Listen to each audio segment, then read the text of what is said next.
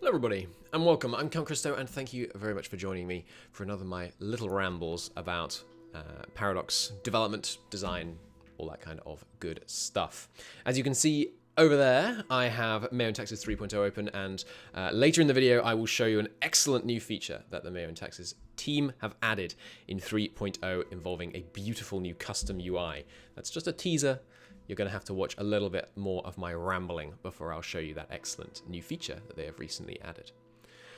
There is a pervasive theory in the Paradox community, Paradox gamers, those enjoying these games, that I wanted to create a video expressing my disagreement with.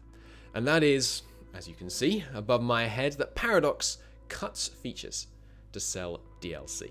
This is expressed in lots of different ways. Sometimes that is the most direct and, in my opinion, most wrong way of putting it. Sometimes people say that new features, new updates should have been in the base game. They often don't necessarily mean exactly what I'm saying here. Paradox cuts features to sell DLC when they say things should have been in the base game. But they are basically wrong, whatever they're saying, as long as it's in this kind of theme. And I'll try to be a bit more specific. When EU4 released, you built armies province by province, unit by unit in different provinces. You manually rallied them together. Then you move them around, you do your wars, you do your conquering, and you have a great time. In the Art of War expansion, they added templates. I believe it was the Art of War expansion. You have to forgive me, it was 5 years ago or something. And now you can build armies from a template. You can have them rally up in lots of different provinces and then collect together in one place. It's really helpful, it's really handy. Then a bit later again, they have the ability to train directly to an army. The unit will rally up and then walk to the army and join it, merge in with the army. Amazing features. Everyone was pretty pumped. I can remember there were rave reviews, and some people said that feature should have been in the base game. Now there's one way in which they're obviously correct. That feature being in the base game would have made the base game better. So if the base game should be as good as it can be, then it should have been in the base game. And you can see the attractiveness of that argument, right? It makes sense. The game would have been better, so it should have been in it. Problem is that Art of War released I believe it was 2 years after EU4 released. Let's say that all of the features that released up to the release of Art of War, including Art of War, should have been in the base game. Congratulations, EU4 now came out 2 years later. Vast quantities of extra money had to be spent to develop it, its profits were far lower, its player base had 2 years less to develop, and it almost certainly wouldn't have come out. When you extend the development time of a game, you dramatically increase the chances that the game gets canned. You increase the chances that they run out of money. And I don't say this from a position of inside knowledge on the nature of how Paradox games are developed. It's just an economic reality that the more it costs to produce something, the more profit it's going to have to bring in order to be viable. And the more profit they're going to have to predict that it will bring in order for them to continue signing budgets to get the product developed. That's just the way it works. There's a very common saying, which is wrong and dumb, that a good game, a delayed game is forever good, and a rushed game is forever bad. I'm paraphrasing. It's wrong. It's wrong because there is a third option. A delayed game is sometimes canned. Paradox has mentioned in the past a few of their projects that they had to abandon. And the reason you abandon a project when you're a company is because you either lack resources to commit to it, or you think the resources you are committing to it are being done inefficiently. You're not spending your money in an effective way to give you a return on investment that you could be getting somewhere else. So, yes, some games have been delayed and have been much better, and you should absolutely never get mad at people who delay games in order to make them better, because, they're games. It's just a silly thing to get mad about. But sometimes, when you delay a game, the game will never come out. The game will be cancelled. The game will have to be priced higher. The game will have to have a more aggressive monetization approach to getting things done. A delayed game is not always forever good. This is not a binary. So, how does that connect to Paradox games? It might seem like a little bit of a tangent. The theory is that I'm proposing, and it's just my theory, feel free to disagree. It's always fun to have disagreements in the comments. The idea that things should have been in the base game essentially entails the game should have come out later. You should have waited. You should have put in the effort that in the real world went into building the first few DLCs, and you should have put them into working on the base game. That means the game comes out later, and in a perfectly plausible hypothetical scenario, it causes the game to never come out. We miss out on EU4, the greatest game that has ever been created, and you can quote me on that one. Now, how does this connect to the provocative title of the video and the text sitting above my head? Paradox cut features to sell DLC. This is the most extreme version of the theory, that not only did Paradox feel like they didn't have time, or they didn't think of a feature before it came out, or they decided they were going to release without that feature because the game was good enough and perhaps they could work on that later if they have time, if they have resources, if they're going to be able to continue to have that viable return on investment with the game. This is, frankly, a conspiracy theory. It requires a conspiracy at Paradox to conceal from the player the fact that they had come up with all of these ideas and they were going to put them in, but then the evil big money bags exec came down and went, no, you can't put that in the game. We're going to cut that out to sell DLC. There's a couple of problems with this theory. The first, most obvious one is that it is a conspiracy theory. It requires people to conspire secretly in order for it to come about, because this hasn't been revealed. No member of this circle of conspiracy has come forwards, as you might think. At least one disgruntled employee would have done so. And it's the same problem you get with basically any conspiracy theory. The more complicated and the more people involved, the chances of someone spilling the beans get exponentially higher, and the beans have not yet been spilled, so it seems unlikely. It's been years since EU4 came out. To contend seriously that the decision was officially made to cut features so that they could put them in the Art of War DLC or whatever other Wealth of Nations, any of the early DLCs. To seriously contend that, you have to also contend that Paradox is running a very efficient and tight ship. You might remember that Victoria 3's release leaked hours before one of the biggest announcements made by Paradox in, I think, years. So the idea that they've kept this really complicated, arcane system of cutting features so they can feed them into DLCs secret strikes me as, frankly, ludicrous. But there's another problem. What does Paradox want to do? What is the goal of Paradox? And we're not going to go too deep into the nature of companies, but basically, when we boil it down a little bit, they want to sell games and they want to sell DLC. It's going to drive profit. It's going to let them keep existing. It's going to make their shareholders happy. It's going to mean that they can keep employing all the lovely people that they probably enjoy working with. Excellent. Fairly benign goals, I think.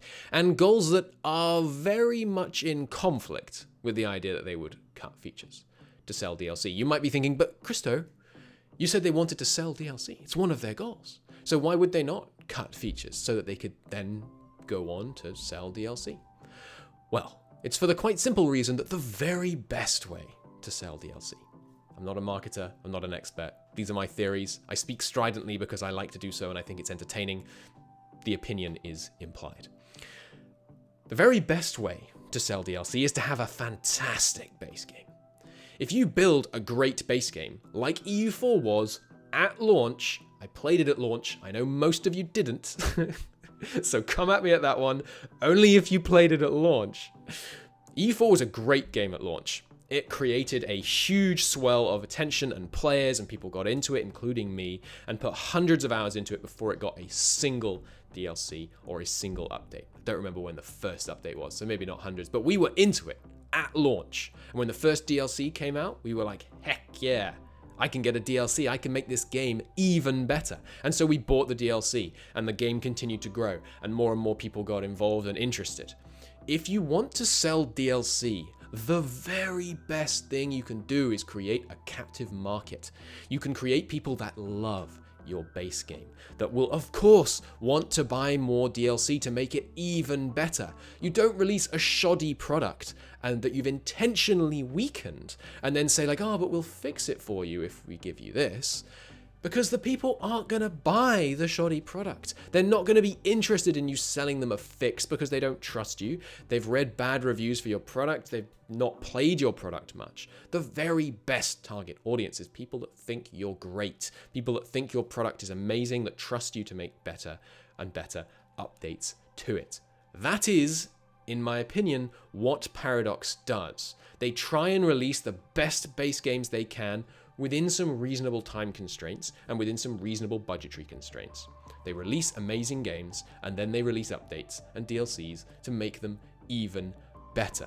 Because that's the sensible approach. That's both the fiscally and morally and sane approach. It means you don't have to have a conspiracy. It means you have a captive audience to sell DLCs to, and it means that you're just having a more healthy relationship with your players.